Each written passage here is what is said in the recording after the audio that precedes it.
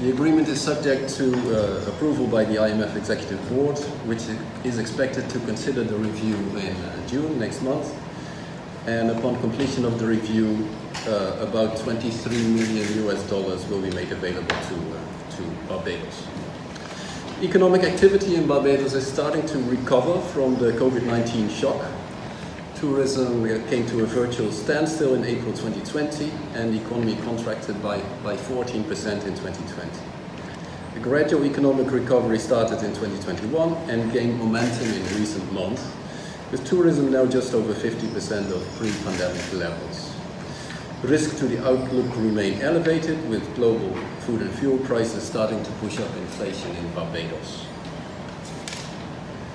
In this very challenging environment, Barbados continues to make good progress in implementing its ambitious and comprehensive economic reform program.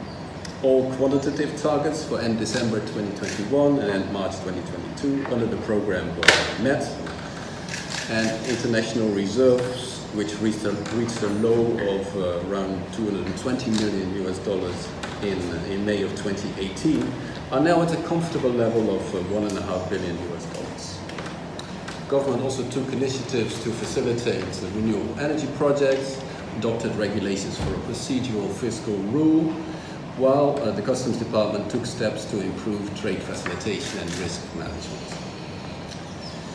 Progress in restoring macroeconomic stability prior to the onset of the COVID-19 pandemic facilitated a counter-cyclical fiscal policy response in the last two fiscal years, fiscal year 2021 and fiscal year 2021-22.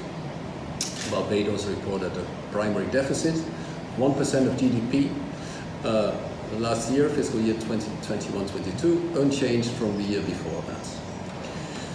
The expenditure envelope included funds for COVID-related expenditures, as well as housing reconstruction for the most vulnerable in the aftermath of Hurricane Elsa.